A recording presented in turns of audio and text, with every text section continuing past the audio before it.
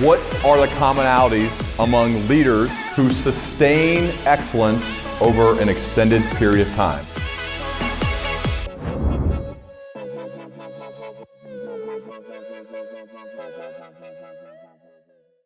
All right, Julie, it's great to have you here on the Learning Leader Show. Welcome. Thank you so much for having me. I'm excited to talk to you. All right, so I want to take you back to a moment when you were 13 years old, okay? And I'm guessing you remember this. You were with your mom, and she said, quote, "When you grow up, everything will be different." Can you talk to me about what happened next after that moment?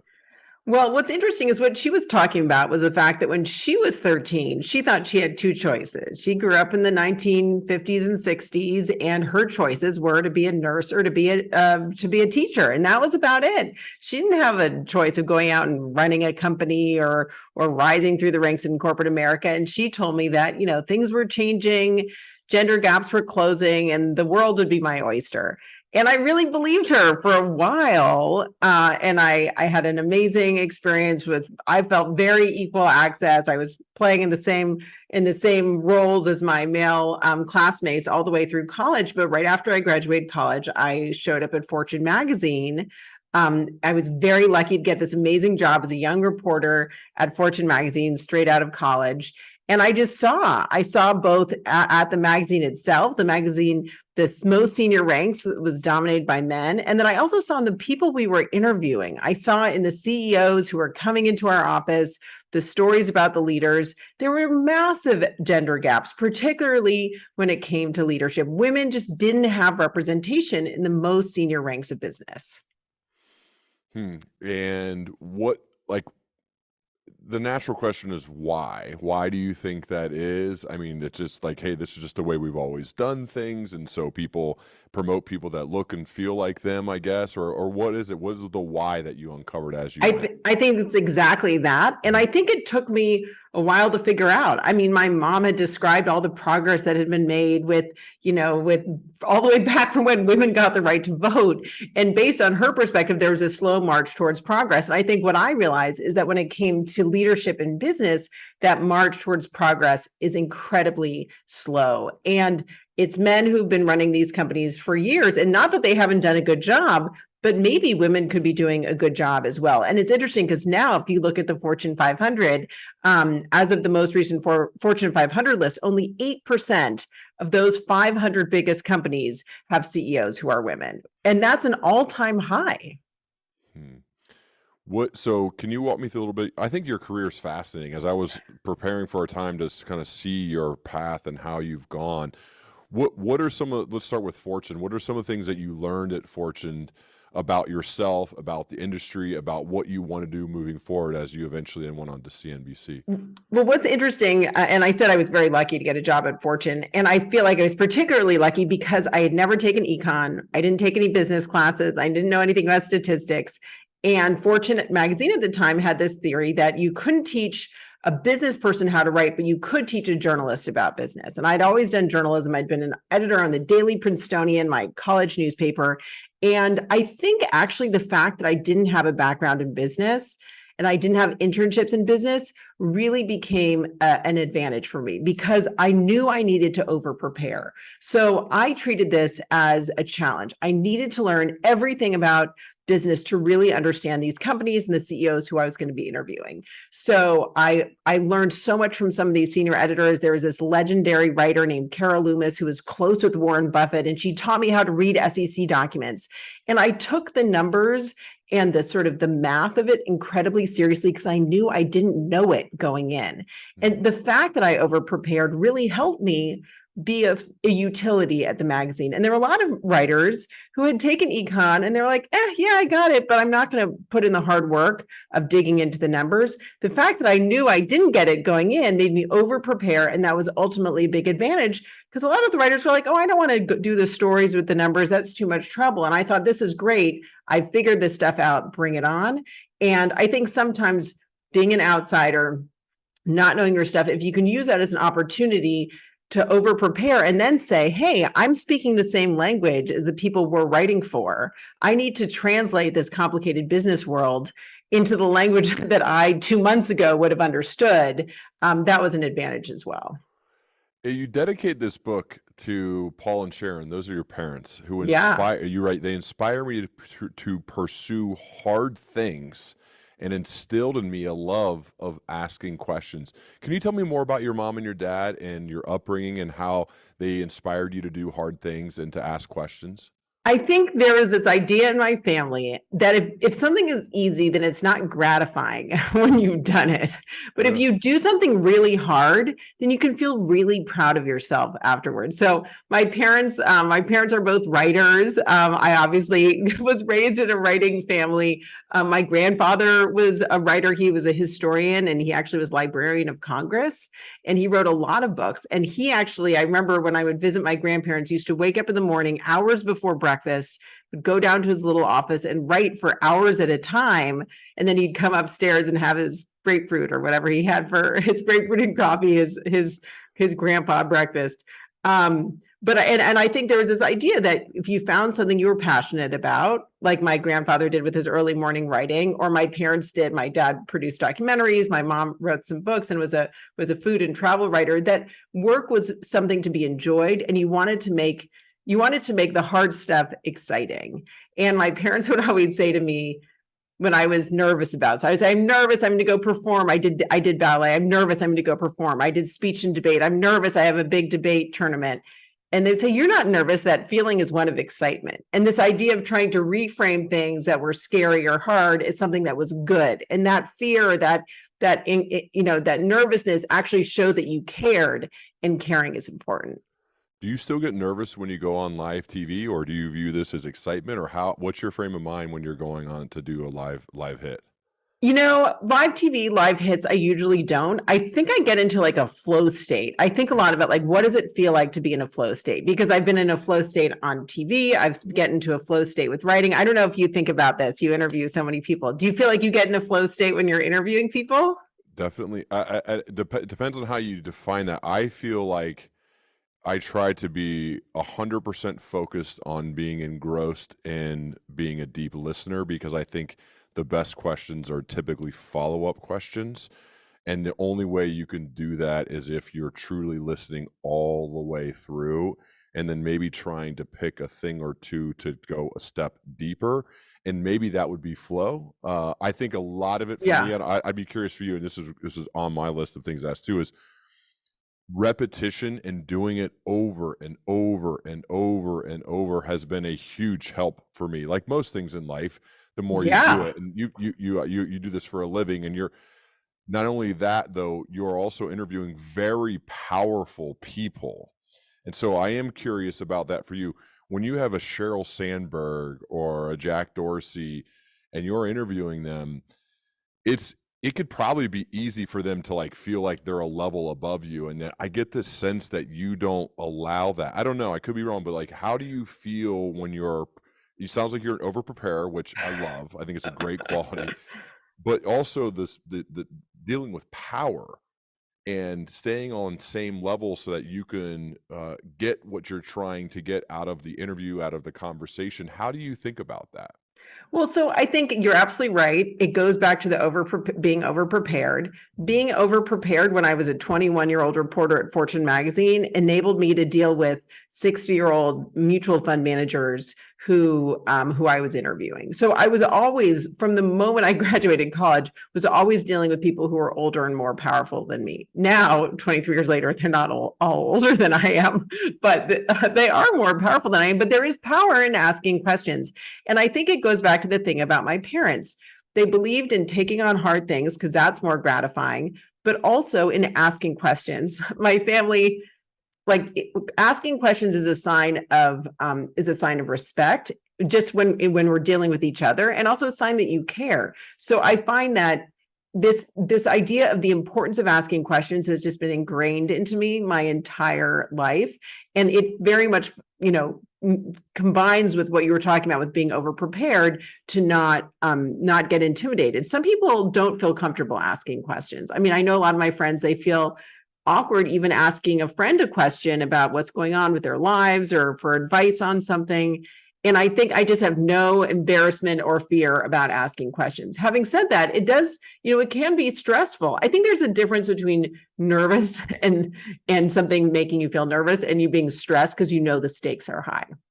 There are a lot of times I know the stakes are high. I mean, for instance, like I cover Disney earnings every quarter, and a lot of the times I would interview Bob Iger just because of the logistics of it immediately after reporting the earnings. So I would get the numbers, I would have to instantly analyze them, report the numbers on TV as I'm going through the quarterly report, like no time to stop and think. And then instantly go into an interview with Bob Iger, who'd be sitting across from me, watching me as I analyzed his company's numbers and reported them on live TV. Like that is a stressful situation. And there's a different, but to me but I knew I could do it. I just knew that I couldn't let the stress or the anxiety around the circumstances get in the way of me doing my job, because I knew at my core that I could do it. I just knew that if I thought too much about the fact that the CEO was watching me as I was reading the report and reporting the numbers, then that sort of could get in my head. But I think with a lot of these things, I know my stuff. I know my questions. I think over preparing is that is my safety blanket. I will oftentimes go over questions with my colleagues and then write down the questions and then not even look at them during the interview, because it's all about listening. So I was curious, because you've done so many of these interviews, I don't know what the technical definition of a flow state is for me, but for me, if I can just forget about the circumstances, even forget that I'm on live television and focus on the person I'm interviewing, then I could just focus on the task at hand and not get distracted by all the other pieces of it, if that makes sense. I am. This may be a selfish question, but someone who is an absolute professional interviewer of some of the most impactful people in the world, do you write a script? Do you have an outline? When you actually look at review the footage of the interview with Bob Iger or Sheryl Sandberg or somebody else, how much of it does go to that outline versus you just being in flow and asking questions that maybe pop up on the fly? Like, what's your prep process versus the actual execution of the interview? So I like to think about questions as in buckets. Like, what are the main topics? Of course, I have to ask about. And I'm like, here are the topics. And then I might write down questions, within each of those topics. And then I might think about like random things that, or tangential things, not random, but tangential things that could feel relevant in the moment. So let's say there's some privacy hearing on Capitol Hill, or something happening with a rival company, or something that's tangential and not necessarily something you'd have to ask about. But if the person said something, you'd be like, okay, well, now I definitely should ask that question.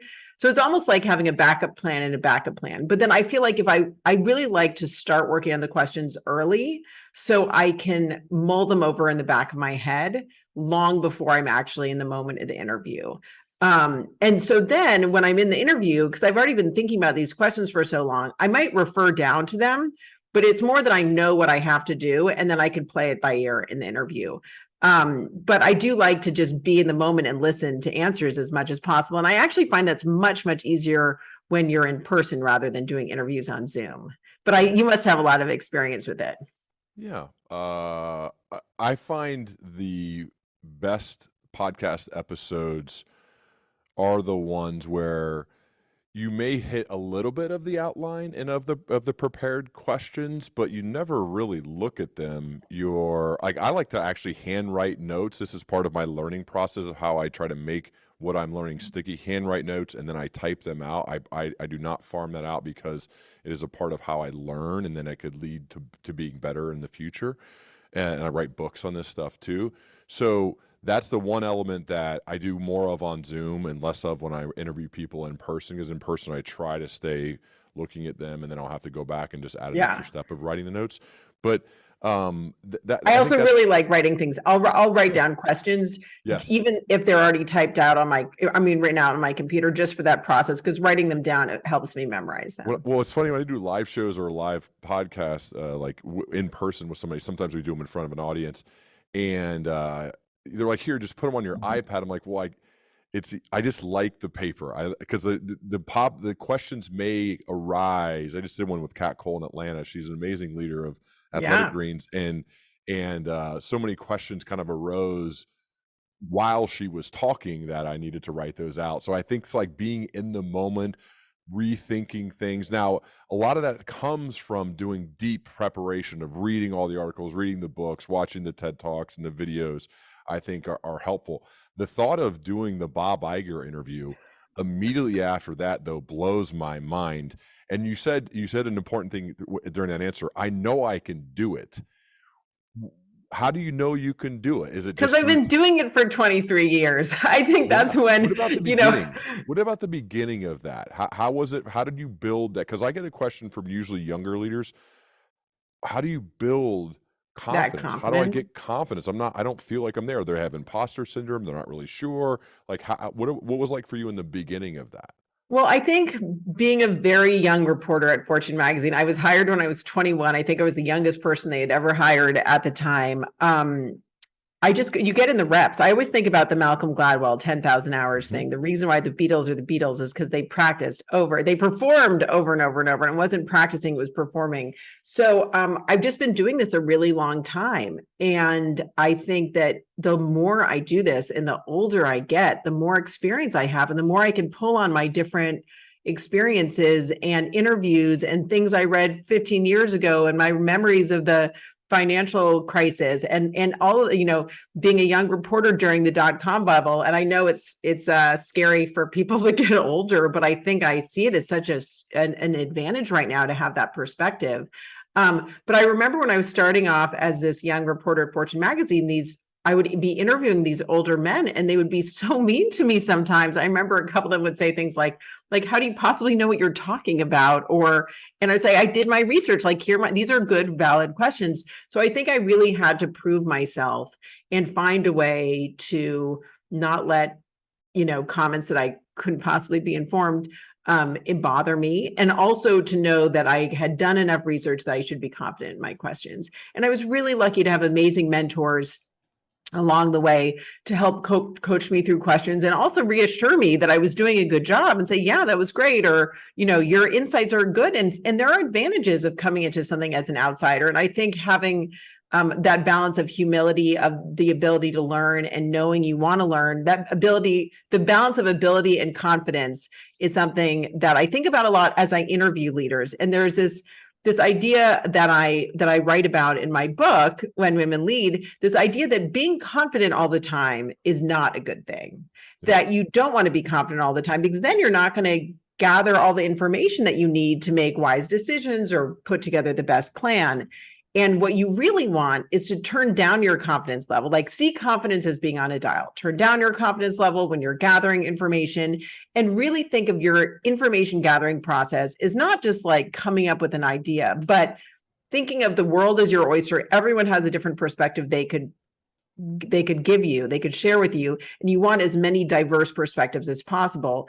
And then once you've gathered all that information and you've analyzed it, once you've made your decision, that's when you want to turn up your confidence in order to execute and communicate your idea. You don't want to be anxious when you're communicating your decision. You want to be confident when you're communicating, but you don't want to be confident all the time. And I think there's this idea in our society that you should always be confident. And I wasn't confident when I was a 21-year-old reporter, but the fact that I would spend late nights reading analyst notes made me feel confident. So for me, the safety blanket of the over preparing helps me feel better when I'm walking into a room. And I know, look, I spent hours going through this stuff. I know this annual report. I know this 10Q just as well as they do. Or with some of these companies like Facebook, I've been covering Facebook since they were in a tiny little office in Palo Alto. I know this company. I can ask these hard questions. Confidence needs evidence. And what I mean is your parents, sounds like they ingrained this to you when you were young. You regularly put yourself in the position to do hard things. You over prepare, which is hard. It's work. That's the quiet time that nobody ever sees of you reading and then asking questions of a mentor to help understand something. That's the evidence that you're providing for yourself, which then creates some of that confidence. And then having the humility, which is, I think, when you turn the dial down, as you said, exactly, the humility to say, well, I don't have this all figured out. I need other people's help. I need to have an open mind. I need to ask questions. I need to learn. I need to get better. And then I love that kind of analogy of turning the dial back and forth. and that you've proven to yourself. I'm curious. So I want to jump into your book. When Women Lead, initially, there's a lot of different things you could probably write a book about. You've interviewed tons and tons of amazing leaders. What was it about this topic that made you want to write a book called When Women Lead? So I have this amazing job at CNBC, and I've been able to be entrepreneurial and create a couple different franchises for the network. And one of them is the Disruptor 50 list. And this is a list of the 50 fastest growing private companies. And I love this project because every year I get to interview all these amazing CEOs of fast growing startups, and also to see how powerful these tech driven companies are in business and also in society. And on the other hand, I was working on this franchise called Closing the Gap, which is about people and companies closing gender and diversity gaps. And there I kept on getting struck by this crazy statistic. And that is, over the last 10 years, female founders of startups have drawn 3% or less of all venture capital funding. So here I was, on one hand, seeing these amazing fast-growing tech startups and seeing that they are game-changing, they are world-changing, companies from SpaceX to Uber to Airbnb to, yes, Facebook. And on the other hand, the women are getting less than 3% of all venture capital dollars. So I put these two things together and I thought, these women I'm interviewing who are running and founding these companies, they are amazing. And I thought, yes, they actually are exceptional. They are by definition exceptional, but they are also exceptional. And I figured if they can defy those odds, and if they can be among that tiny percentage, there are lessons that they have that would be valuable for all of us. And I was like, I want to learn from these women how they manage to do it. We all want to be exceptional, right? So I started interviewing these women who had really defied the odds and created these game-changing companies, whether it was in the retail space, companies like Rent the Runway and The Real Real, or Sally Krawcheck, who left the finance industry and created a new business focused on women, or all these women in the new health tech space, in the femtech space. This is health tech focused on things like fertility. There are all of these amazing companies. And I wanted to tell these women's stories, A, because they had defied the odds, but also B, because I don't think people really know their stories. And so much of the business news is obviously focused on the public companies. But when it comes to female tech leaders, if I asked you who the first female tech leader is to come to mind, you might say Elizabeth Holmes, just because she's the face in the news. And the reality is she is not representative of all of these amazing female leaders. And I think that they have leadership characteristics. All these women I've interviewed have leadership characteristics that are incredibly valuable, not just for other women, but for men as well. And the characteristics that they've used to be in that tiny minority and defy the odds, I think they're exactly what we need right now to navigate these uncertain times in business. What are some of the takeaways, the key learnings, the characteristics that you found in the amazing women leaders that you interviewed? Well, back to the conversation about turning up and down your confidence. These are women who showed humility and a willingness to focus on data and not on their own ego, or frankly, on the plan that they had put in place, but to focus on data, to have a high adaptability quotient. There's some really interesting research around adaptability. You know, we talk about IQ and EQ, emotional quotient, but then there's also adaptability quotient, the ability to see when things are changing, such as maybe ahead of a pandemic, and to figure out how to make changes to your business by incorporating the data about what's going on. And there's data that women have a lot of those characteristics. But then also, to the point about turning down your confidence and gathering a lot of information, this idea of communal leadership.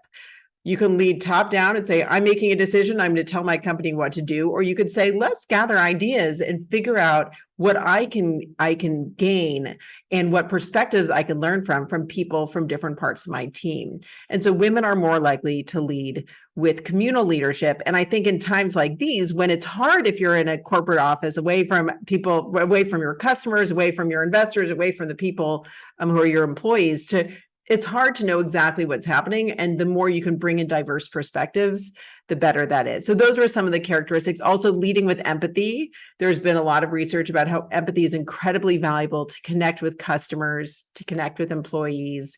And especially in uncertain times, it's actually found that employees would rather, in times of a crisis, employees would rather work for a woman because they feel like she's going to be more sensitive to their needs. So a lot of advantages that people don't talk about. And by the way, anyone can lead with empathy. That's not something that's the exclusive domain of women. It just happens that women traditionally have been more likely to embrace that kind of characteristic. What was most surprising or a big aha or even just super interesting as you were preparing for all of these conversations as well as then executing the interviews and having them to write the book?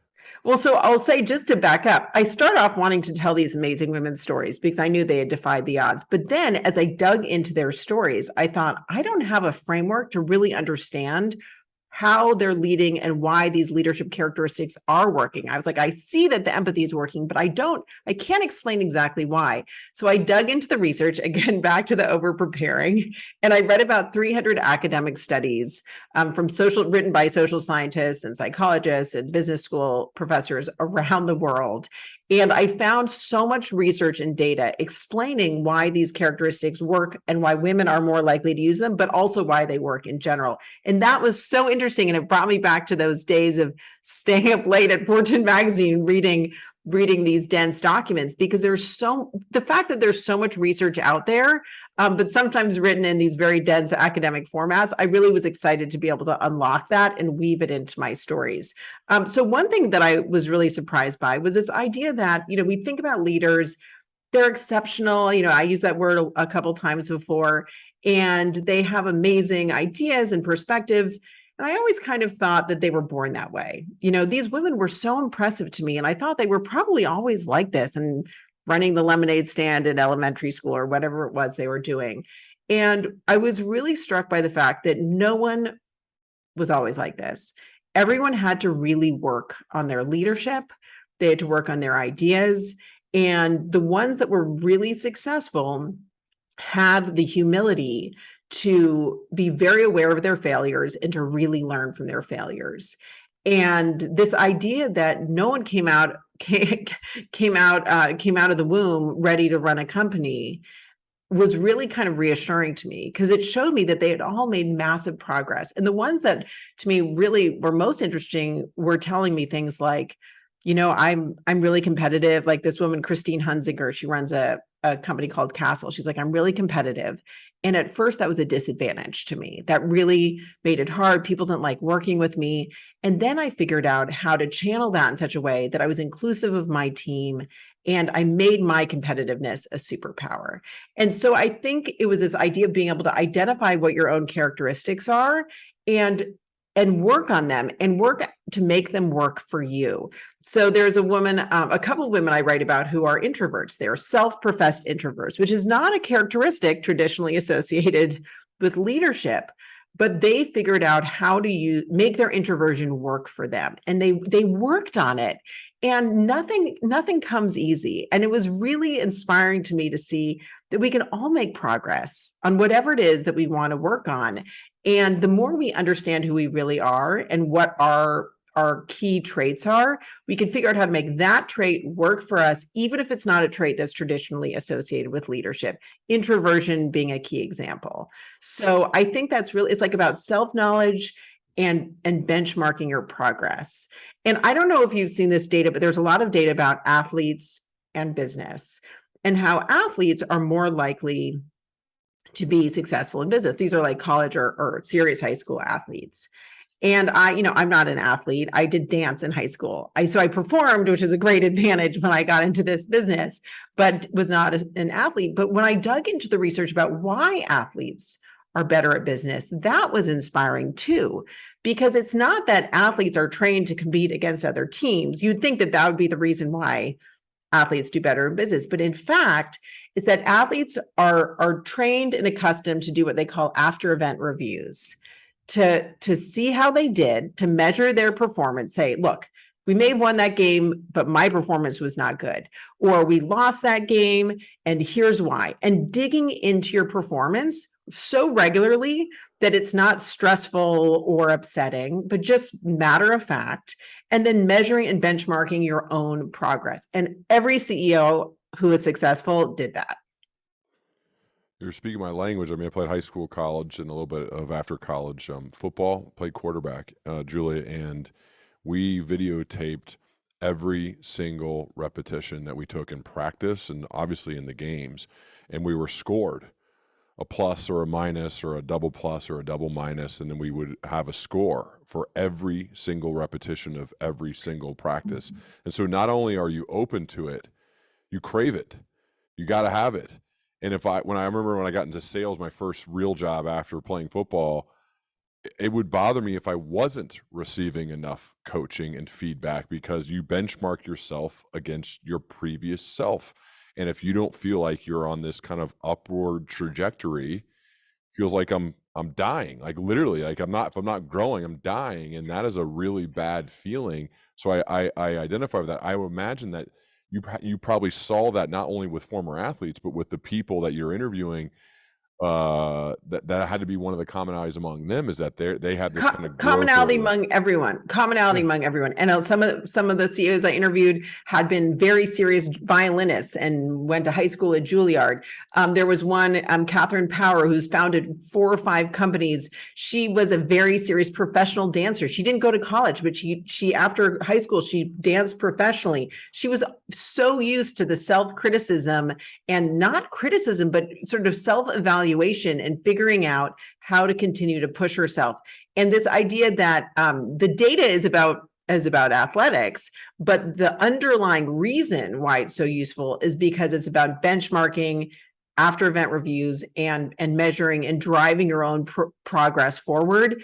Every woman had some way of doing that over the course of her career. And that's something that anyone can do. But I think having the humility to do that, but also making these evaluations so practiced that it's not hard. Someone says, isn't it painful to get criticized after a failure? I'm like, no, every failure is an opportunity for progress. And I think the women who are so successful now, they know that they've all had challenges in the past, but every challenge, what some people might call a failure, is something to learn from. Well, and take control of it, take responsibility for it, meaning that you seek it out, you yearn for it, you even hire somebody if you have to, I think, to provide that feedback, I think is really important. I want to dig into actually your story for a second here, because I think a lot of us could learn from it in your career and what you've built for yourself, because you mentioned some of the things that CNBC has allowed you to do, but I would imagine they've allowed you to do it because you've had more of maybe an aggressive posture to say, I have an idea. I would say they've enabled me to do it. I mean, yeah. The great thing about being a journalist is you have to be entrepreneurial, because every story is something that they're the news things that you respond to. Like, there are quarterly earnings, I'm going to cover every quarter, but then there are things that are more enterprising, and we literally call them enterprise stories. So they're, you could say they're entrepreneurial. But coming from Fortune magazine, where I saw there were these things like lists, and CNBC will do these big in-depth projects. For instance, we just did one with NBC, and it was a cross-platform thing, digging into the metaverse. And we all brainstormed how, 5 different reporters working across NBC and CNBC could each cover different angles of the metaverse. There's so much opportunity to be creative and enterprising as a journalist. And so, and my bosses have always encouraged me to come up with ideas. And that's why I love being a journalist, is that it's so creative. And so with CNBC, I remember I would be pitching ideas to my then boss, and I had a bunch of ideas, and Disruptor 50 was one of them. He said, let's do it. This is a great idea. And that's the advantage of being in a place where you're encouraged to be curious and coming up with ideas. I think that there's opportunity to be entrepreneurial in lots of different ways. So I've been at CNBC for 16 years. I'm not risk taking in my career. I've only had 2 jobs really. But the reason I love my job so much is that I could keep creating new things and finding new opportunities to dig into stories. And the same was true with Closing the Gap. After the Me Too Time's Up movement, there had been so many CEOs who'd been fired or left. But what I wanted to do was highlight the positive stories. And that's something I like in general. Like if I have an opportunity, I want to tell a positive story. There's enough bad news out there. When it comes to the enterprising stuff, let's dig into the positive stuff. And so I think there's a real interest in finding the solutions and to say, look, we're going to highlight the companies that are generating more profits because they've closed gender and diversity gaps. What advice would you give to somebody who's like a little bit, maybe a woman who's earlier in her career, that you can take from what you've done? Because I don't think it's natural for everybody to be as entrepreneurial as you are. I know you said your company has certainly encouraged it, but still a lot of people show up and are like, let me do my job really well, and if I do it well, I'll get promoted. Whereas you do that, and that's almost like table stakes for you. And then in addition to that, I want to create Disruptor 50. I'm going to create Closing the Gap. I'm going to create these things. I'm going to come up with ideas, and then not only am I going to come up with them, I'm going to execute. I'm going to run with them, and they're going to become a thing. And that makes you incredibly valuable to your company. And I want people listening to this to become incredibly valuable to their company, so that not only do they get promoted and get the things that they want, but maybe they even create a market for themselves, and who knows what can happen. What advice do you give to that person who has not done that yet, and maybe isn't even thinking of that, but they should? I would say a couple things. One is be willing to fail, right? You're going to get rejected. Come up with a lot of ideas and know that most of them will be rejected. And then if someone likes your idea, know that that's not the end of the road. From there, it's about iterating. But I think that part of it is just like a volume game. And I have regular, brainstorming story meetings with my bosses and my colleagues. And I love these meetings because I know that each one of them, I'm going to throw ideas out there. They're going to throw ideas out there. But also at the end of the meetings, a bunch of my ideas will be turned down. But the ones that are not turned down are an opportunity to go and run and work on it. So I would say just think about it as a volume play. It's like a portfolio. You want to create a portfolio of ideas. Someone likes one of them, you go with that idea. Maybe you turn that into 3 ideas and figure out which of those works the best. So don't be afraid to fail. The other one, the reason why I like creating these things and working on these projects is because once you love something, once you're excited about something, it's really fun to work on it. It doesn't feel like work. And so I always figured if I could take the thing about my job that I love the most, love interviewing fascinating, innovative people, and turn that into a bigger thing, that would just give me more opportunity to work on those kinds of stories. So I know it's easy just to get through the day and, there's all these reports on quiet quitting, but ultimately the reason why being entrepreneurial within your job is a good thing, even if you're tired and burnt out, is because you will be more excited about coming to work every day. So I think it's always about sort of taking a step back, thinking on a Sunday night, what is the thing about going to work tomorrow that I'm most excited about? And how can I figure out ways to do more of that? Because that's where you're going to be bringing value to your boss and to your team. Book writing is completely different. What was your process like? How did you do it? When did you do it? What was it like? What did you love? What did you hate? Talk to me about the book writing process. Well, that's the same thing. I found this project that I was really excited about. And so I really wanted to do it. It didn't feel like homework. It felt like this thing that I was excited to rush to the end at the end of the day. And I feel so lucky for that because look, I got to interview about 120 amazing leaders. And most of this I did during the first darkest period of the pandemic when everyone was locked at home. And for me, it was an amazing escape from that day-to-day grind of not leaving the house, getting my kids on Zoom school.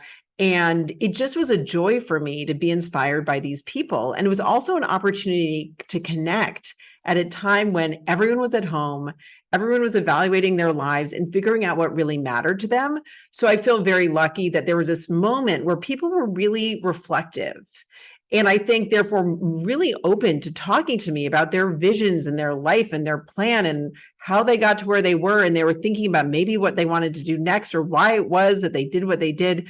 So it was really exciting for me. So because of that, I was willing to do crazy things like on Saturdays, I wake up really early for work because I work East Coast hours here on the West Coast. And on Saturdays, I would wake up at 5 a.m. I'd make a pot of coffee.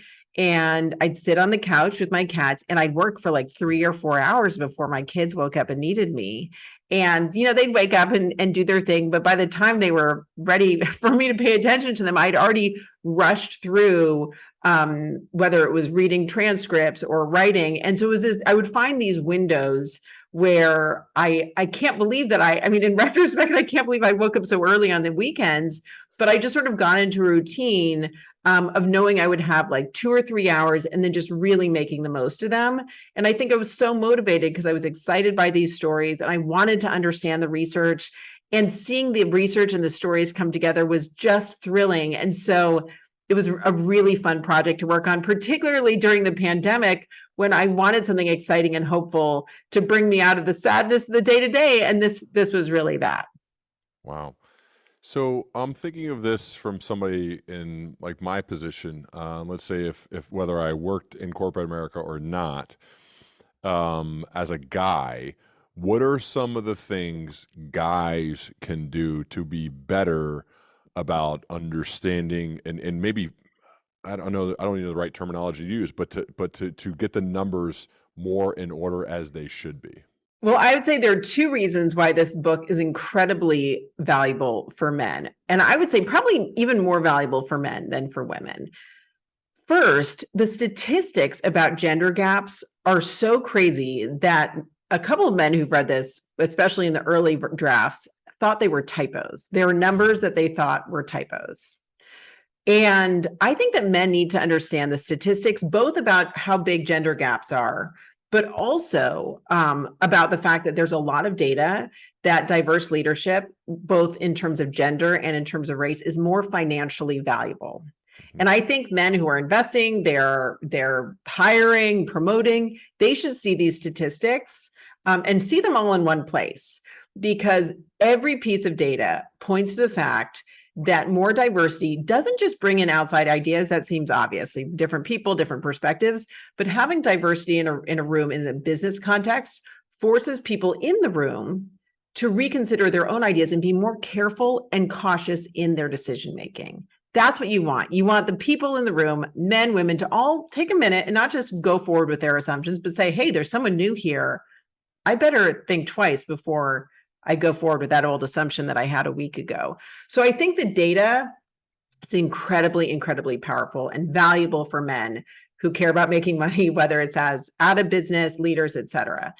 The other thing I would say is, from a leadership standpoint, is the characteristics in this book have not traditionally been associated with leadership, right? Being an introvert, how could someone who's an introvert be a good leader? But in fact, there are all these studies about how being vulnerable, leading with gratitude, something called radical trust that that one of the women in the book talks about.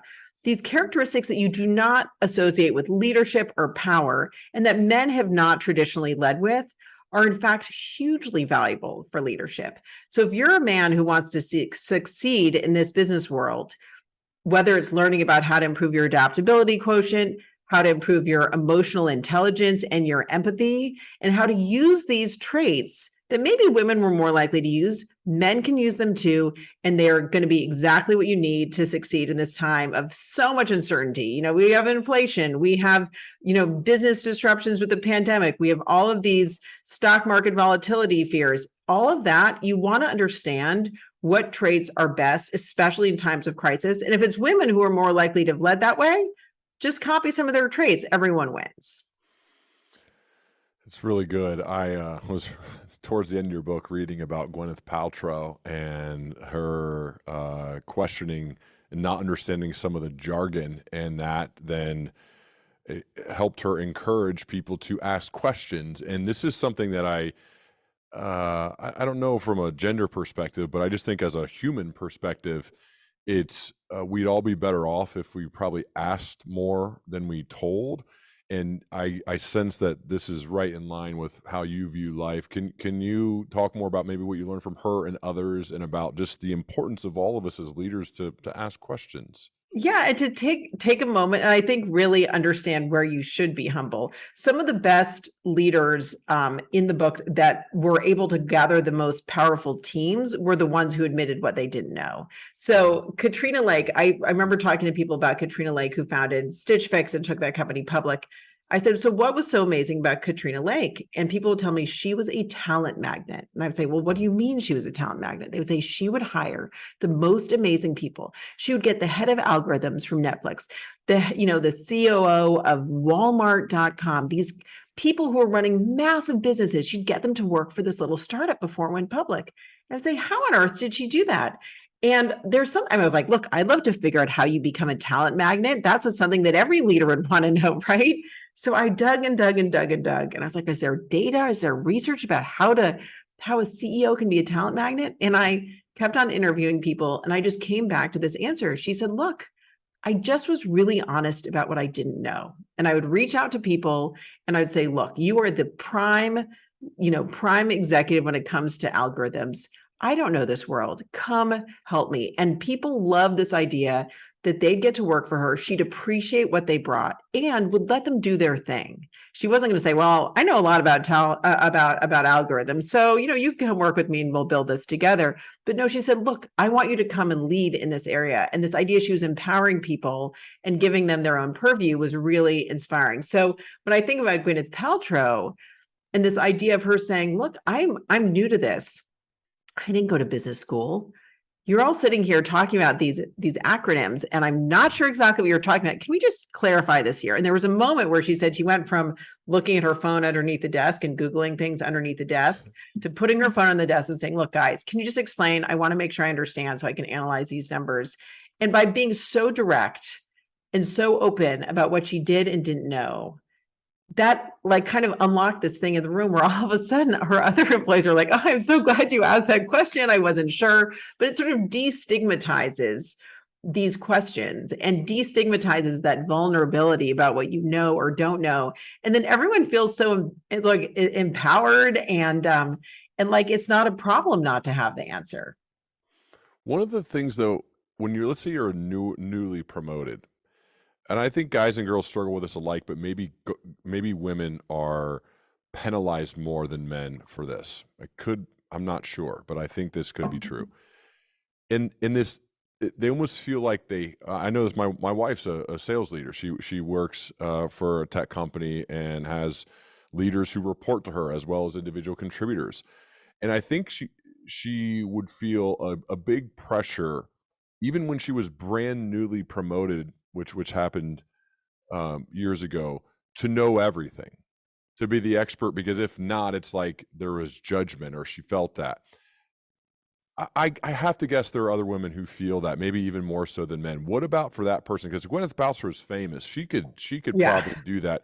The CEO is famous. They could probably, or at least they have the title. What about for that person who's not famous and just got the title and they feel like, oh my God, I got to know all the answers. And if I don't, they're going to think I'm stupid. And it doesn't help that I'm like the only woman in the room now. I got to know my stuff. What about for that person? That plays into this concern about imposter syndrome. Yeah. And there's a lot of data about women being afraid that they don't deserve a title because they're the only one, or this idea that they're in this tiny minority and the emphasis and the focus is going to be on them. And there's a lot of data on that, and it's no joke. There's also a real double standard. Women are judged more harshly than men on so many different counts, including, if they use humor in the office, if they show emotion in the office, all of these things, they're judged more harshly. But one thing I found was really valuable for these women is they say, look, I know X, Y, and Z, but I'm unclear about this specific thing. And I think really laying out, not saying I don't know what I'm doing, but saying I really need some guidance on this factor of the business, or bringing someone in and saying, look, I know a little bit about this, but you are the expert. Teach us all. And being very clear that, yes, you know your stuff, but there are areas where everyone can learn. I think that's when you're inviting expert help and admitting that, yeah, no one's the expert on everything. Bring in the expert and say, look, we could use some specific help in this area. And then you're not saying, oh, I don't know what I'm doing. You're just saying, here's where we need the help. I love it. This is so good, Julia. I really appreciate you investing time, especially getting up early with me here on the West Coast. Oh, I'm always up early. That's the secret to my success is just waking up really early. Well, now that you say that, do you have any other secrets that you could share that other than waking up early? I like to wake up early, just get my day started, not think too much about it. Just like get right in. I'm like a firefighter. I lay out everything the night before. I love asking questions, and I really found that people are incredibly helpful. And I think that if you ask for help and ask and explain to someone why you want their perspective, then they're flattered to know that you care, and then they're eager to give you their help. And so I've been so grateful that I've gone to so many people. I've probably asked hundreds of people, who are the CEOs who you think are most interesting? Are there any characteristics you've noticed? And just saying, here's why I want you to tell me that. And not just like, I'm sending you a mass email and hoping you'll respond. It's like, I value you. And I think when you tell someone that you value their opinion, then they're more likely to share it with you. Are you like this in your personal life, like at cocktails? I know I read that you like to host dinner parties. Are you the life of the party? Are you asking a bunch of questions, or are people asking questions to you? Like, what's it like socially, since for a living you're asking questions and being inquisitive? My husband would say that at dinner parties, I'm like a moderator. I want to make sure everyone gets a chance to talk. I want to pull everyone into the conversation. I'm asking questions. And I think I do. I am a question asker. I can't help it. But I love it when people interact who don't know each other. And so I'll say, oh, so-and-so, you should talk to so-and-so. You have this thing in common. And I'll try to generate conversation among people and almost pose a question for them to talk about. So what are the keys to hosting a great dinner party? Mix of people, some of whom know each other, but definitely some who don't know each other. Okay. And not so big that you can't all at some points be part of the same conversation. Love it. And now, like, the pandemic had to be I mean, it's a bummer for a lot of reasons, but that had to be one of them that you really missed, I bet. I also didn't have any time to host dinner parties when I was writing this book. But we started gathering people outside in our backyard, and I just love bringing people together from different worlds and seeing what they're curious about. Again, it comes back to the question asking. I can't help myself. The book's called When Women Lead: What They Achieve, Why They Succeed, How We Can Learn from Them. Thank you for sending it over and giving me a chance to read it, Julia. And this is so good. And I appreciate the passion and energy and love, obviously, for your topic that you bring to this. I know you're on TV a lot, you're talking to people a lot, and you just bring it 100%, which means a lot to me. So I really appreciate it. Oh, thank you. Well, you're such a pro. You've done the 10,000 hours of interviews. You know what you're doing. You're an ultimate expert. Well, I would love to continue our dialogue as we both progress, and I'd love to learn more from you about the whole art of interviewing. We could have a 2-hour conversation on that alone. So if you're up for it, I'd love to have another one. Absolutely. Let's do it. All right. Thank you so much. Thank you. Have a great one.